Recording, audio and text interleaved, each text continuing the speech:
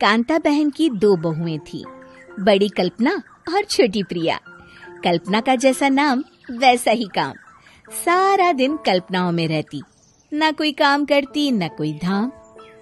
अरे कल्पना बहू, जरा अच्छी सी चटनी पीस दे, आज कुछ मजेदार खाने का मन है। पेट में जलन हो जाएगी माँ जी बुढ़ापे में, और वैसे भी मेरा काम करने का वक्त शाम का है, अब प्रिया को ही बोल दो। इतना कहकर कल्पना वहां से चली जाती है। कांता कल्पना के ऐसे रवैये से काफी परेशान रहती हैं। मैं बना देती हूँ माँ चटनी, ऐसा बोलकर प्रिया माँ को चटनी बनाकर प्लेट में खाने को देती है कि तभी वहाँ कल्पना आ जाती है। अरे वाह चटनी, जरा चख कर तो देखूं, बड़े दिन हो गए। अरे नहीं बहू, तू तो रहने ही दे चटनी खाना, पेट में जलन हो जाएगी।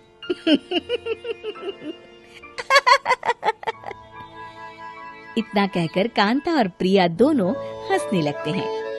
कल्पना सारा दिन या तो मोबाइल में यूट्यूब देखती या फिर सोती रहती। उसका कमरा भी बिखरा और गंदा रहता।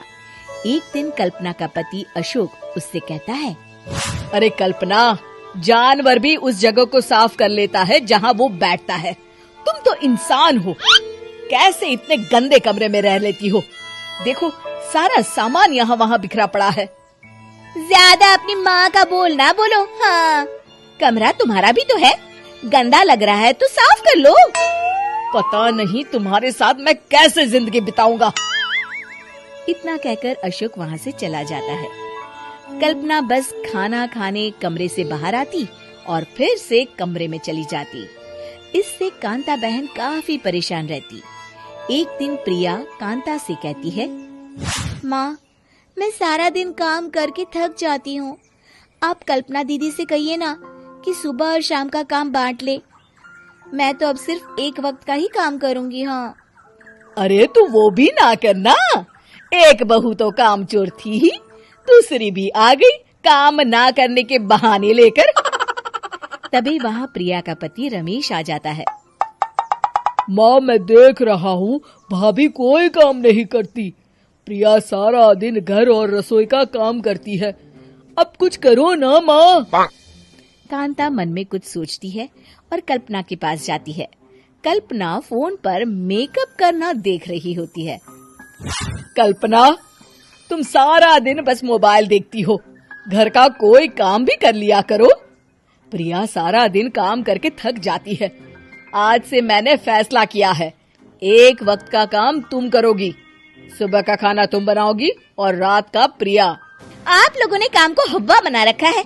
अरे पता नहीं थोड़ा सा ज्यादा काम करने में आप लोग घबरा क्यों जाते हैं। और हाँ, बहुत ज्यादा प्रिया की तारीफ मत करिए मेरे सामने, बड़ी बहू तो मैं ही रहूंगी। मैं कुछ नहीं जानती, कल सुबह मुझे वक्त से खाना चाहिए, रसोई में आ जाना, वरना कल से तुझे खाना नहीं मिलेगा।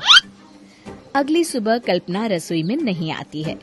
वो देर से सोकर उठती है और बाहर आकर कहती है, अरे भूख लगी है, आज खाने में क्या है? इतनी देर हो गई, आज किसी ने मुझे उठाया भी नहीं, पता नहीं कहाँ है सब।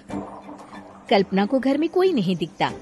वो रसोई की तरफ जाती है जहाँ बड़ा सा ताला लगा होता है। अरे रसोई में ताला? ओ, मैं तो भूल ही गई थी। माँ ने आज से सुबह का खाना मुझे बनाने को कहा था। हे भगवान, इतने लोगों का खाना बनाना क्या आसान है? तभी घर के सारे सदस्य बाहर से वापस आते हैं। वाह माँ जी, मजा आ गया छोले भटूरे खाकर।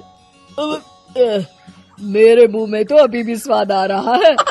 अरे कल्पना, तेरे भरोसे रहते तो हम तो भूखे ही रह जाते। कल्पना को बहुत गुस्सा आ जाता है। अब बहुत हो गया, आज से मैं अपनी रसोई अलग कर रही हूँ, मैं अपना खाना खुद बना लिया करूँगी। कल्पना अपनी रसोई अलग कर लेती है, पर आए दिन उसका देर से उठना और काम न करने की आदत से वो भूखी ही रह जाती थी। उसी के सामने घर के लोग अच्छे अच्छे पकवान खाते और कामचोर कल्पना को जैसे तैसे ही खाना बनाकर खाना पड़ता। पर एक दिन तो हद ही हो गई। माँ, दीदी आज सुबह से कमरे से बाहर नहीं निकली, हमें जाकर देखना चाहिए। सो रही होगी कामचोर कहीं की, पर तुम कहती हो तो चलो देख लेते हैं उसे। कल्पना कमरे में पेट पकड़कर बैठी होती है। हाय मेरा दर्द, पेट दर्द के मारे मर रही हूँ मैं।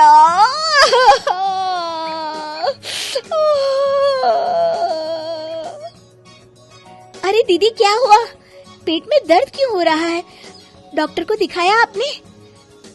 माँ। कल्पना खड़ी होती है और माँ जी के पास आती है। मुझे माफ कर दीजिए, अब से मैं सारे काम में मदद करूंगी, कभी आलस और काम चोरी नहीं करूंगी। हाँ वो तो ठीक है, लेकिन अचानक क्या हो गया जो तू काम करने को तैयार हो गई? कामचोर कल्पना। माँ, लगातार बासी और उल्टा पुल्टा खाना खाने के कारण मेरे पेट में इन्फेक्शन हो गया है। काम न करना पड़े इसलिए मैं 2 दिन का खाना एक दिन ही बना लेती थी। बासी और खराब खाना खाने के कारण लेने के देने पड़ गए। पेट में दर्द हो रहा है। चलो अच्छा हुआ, देर आए दुरुस्त आए।